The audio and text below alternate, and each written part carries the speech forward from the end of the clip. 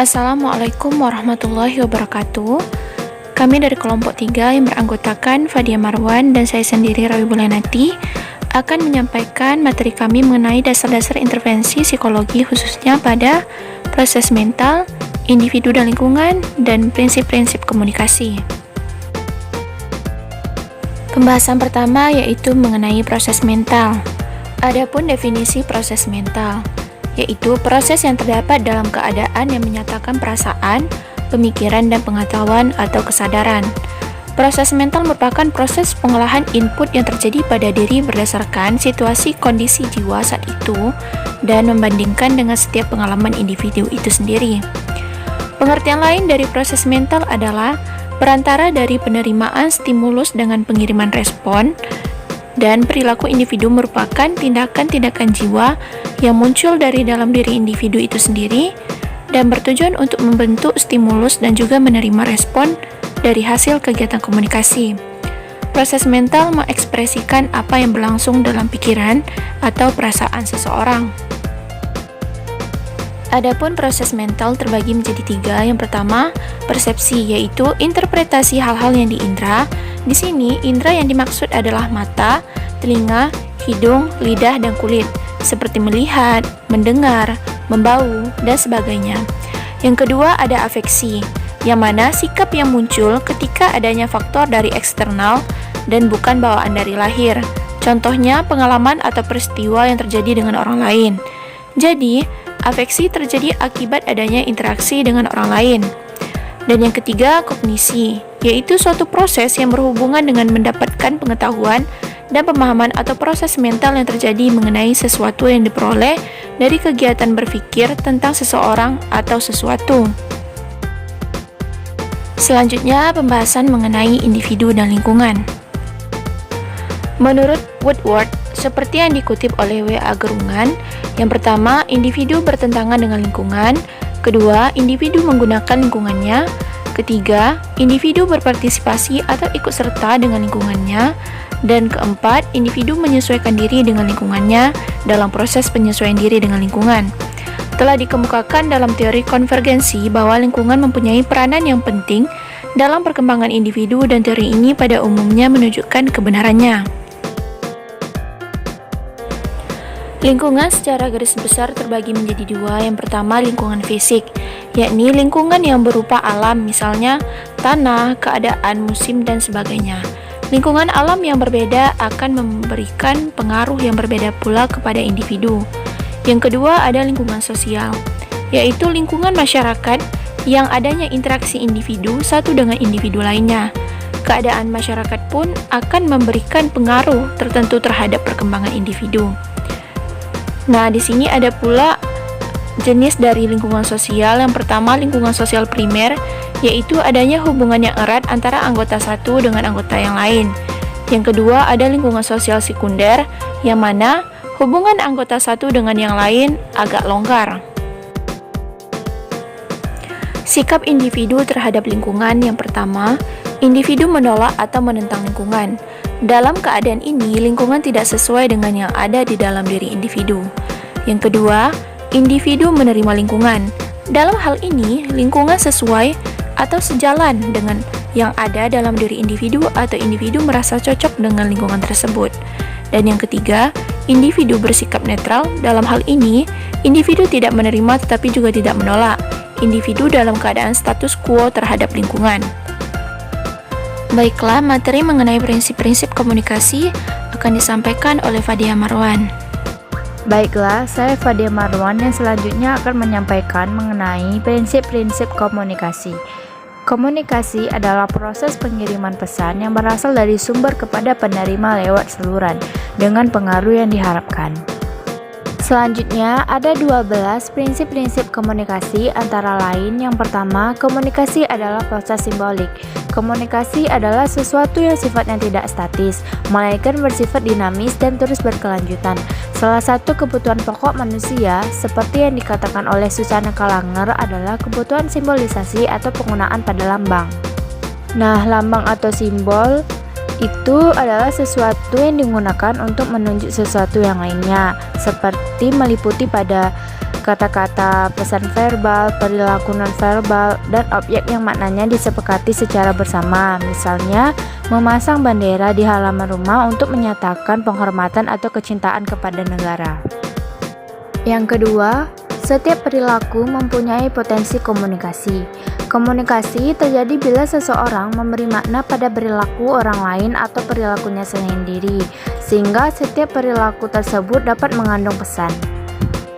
Contohnya, jika kita melihat seseorang yang berdiri di pantai sedang memandang laut lepas dengan melipat kedua tangan di dada, kita mungkin mempunyai penafsiran bahwa orang tersebut misalnya ia sedang frustasi, kesepian, romantis, ingin sendirian, atau tidak mau diganggu, atau sedang mencari ilham untuk menulis puisi dan sebagainya.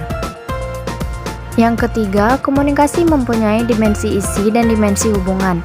Dimensi isi disandi secara verbal, sedangkan dimensi hubungan disandi secara nonverbal.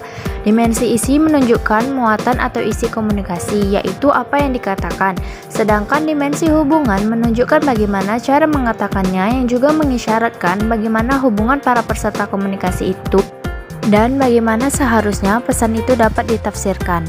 Contohnya, ketika seorang suami yang menjawab bagus ketika dimintai pendapat oleh istrinya yang mengenai baju yang baru saja dibeli dan dikenakan istrinya tersebut, mungkin sekali tidak mengatakan hal yang sebenarnya. Bila sang suami menjawab seraya, tetapi dia tetap menonton televisi atau membaca surat kabar, kata yang menyenangkan itu disertai kualitas suara yang tidak menyenangkan itu disebut sebagai sarkasme, sedangkan kata-kata tidak menyenangkan dengan nada menyenangkan disebut sebagai lelucon. Yang keempat, komunikasi berlangsung dalam berbagai tingkat kesenjangan. Komunikasi dilakukan dalam berbagai tingkat kesenjangan, dari komunikasi yang tidak disengaja sama sekali, misalnya ketika kita sedang melamun sementara orang memperhatikan kita, hingga komunikasi yang benar-benar direncanakan atau disadari ketika kita menyampaikan pidato. Kesenjangan bukanlah syarat untuk terjadinya komunikasi, meskipun kita sama sekali tidak bermaksud menyampaikan pesan kepada orang lain. Perilaku kita secara potensial dapat ditafsirkan oleh orang lain. Membatasi komunikasi sebagai proses yang disengaja adalah menganggap komunikasi sebagai instrumen. Yang kelima, komunikasi terjadi dalam konteks ruang dan waktu. Makna pesan juga tergantung pada konteks fisik dan ruang, waktu, sosial, dan psikologis. Topik-topik yang lazim dipercakapkan di rumah, tempat kerja, atau tempat hiburan seperti lelucon, acara televisi, mobil, bisnis, atau perdagangan yang terasa kurang sopan bila dikemukakan di masjid atau tempat beribadah lainnya. Yang keenam, komunikasi melibatkan prediksi peserta komunikasi. Ketika orang-orang berkomunikasi, mereka meramalkan efek perilaku komunikasi mereka, yang dengan kata lain, komunikasi juga terikat oleh aturan dan tata krama, yang artinya orang-orang dapat memilih strategi tertentu berdasarkan bagaimana orang yang menerima pesan akan merespon, sehingga kita dapat memprediksi perilaku komunikasi orang lain berdasarkan peran sosialnya.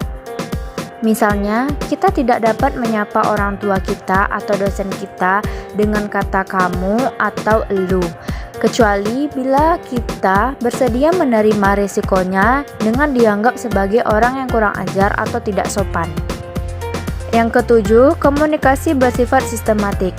Komunikasi terdiri dari beberapa komponen dan masing-masing komponen tersebut mempunyai tugasnya masing-masing. Tugas dari masing-masing komponen itu saling berhubungan satu sama lain untuk menghasilkan suatu komunikasi. Contohnya, komunikasi memiliki sistem internal dan eksternal di dalamnya. Joko kurang menyukai kebiasaan buruk temannya. Anita yang suka menjelekkan temannya di belakang. Secara internal, Joko terus berpikir bagaimana cara menasehati Anita tentang kebiasaan buruknya itu tanpa menyakiti perasaannya atau membuatnya marah. Yang akhirnya secara eksternal, pesan itu Joko sampaikan lewat perkataan, Anita, saya sebagai teman yang peduli kepada kamu mau menasehatimu. Menurutku sebaiknya kamu berusaha menghilangkan kebiasaan buruk itu, sebab menjelek-jelekkan orang di belakang mereka itu bukanlah hal yang baik. Yang kedelapan, semakin mirip latar belakang sosial budaya, semakin efektif pula komunikasi. Komunikasi yang efektif adalah komunikasi yang hasilnya sesuai dengan harapan para pesertanya atau orang-orang yang sedang berkomunikasi. Contohnya, Bunga yang berasal dari Indonesia berteman dengan Ashraf yang berasal dari Malaysia, maka komunikasi di antara mereka berdua dapat berjalan dengan efektif, sebab kehidupan sosial budaya di Indonesia dan Malaysia tidak jauh berbeda. Namun saat Ashraf yang dari Malaysia berkenalan dengan Miho yang dari Jepang, komunikasi di antara mereka berdua tidak berjalan dengan sangat efektif, sebab kehidupan sosial budaya mereka sangatlah berbeda, yaitu antara Jepang dan Malaysia. Yang kesembilan, komunikasi bersifat non-sekuensial. Dalam hal ini, komunikator dapat menjadi komunikan dan sebaliknya, komunikan dapat berubah menjadi komunikator.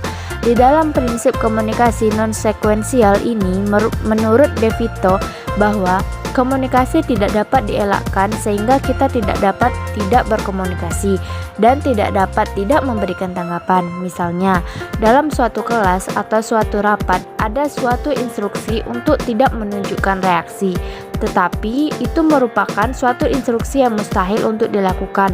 Yang dalam hal ini mungkin ada orang yang menganggukkan kepala atau tetap diam, tetapi orang lain yang mungkin mengartikan lain terhadap perilaku tersebut.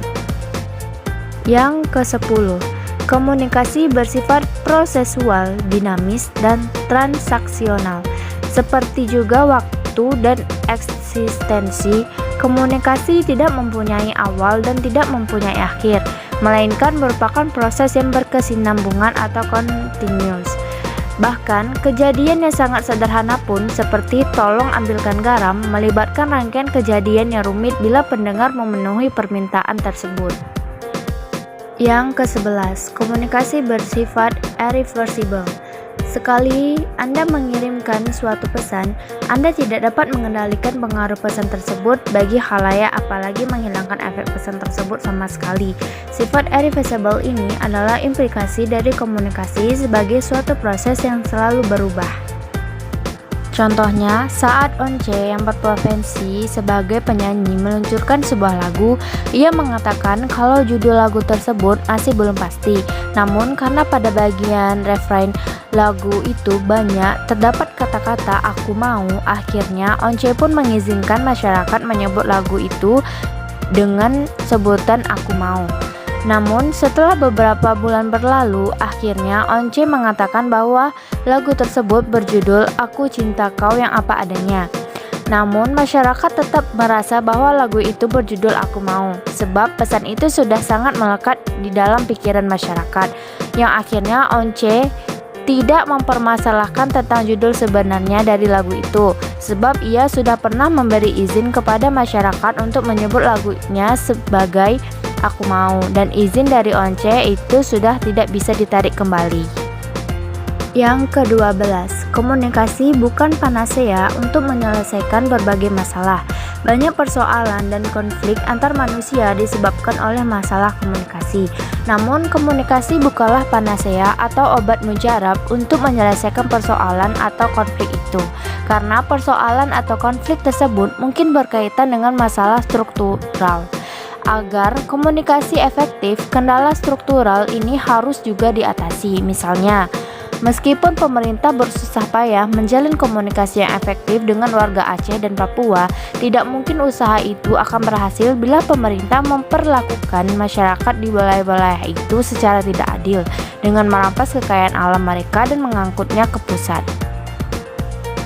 Sekian yang dapat kami sampaikan. Apabila ada kesalahan, kami mohon maaf. Wassalamualaikum warahmatullahi wabarakatuh.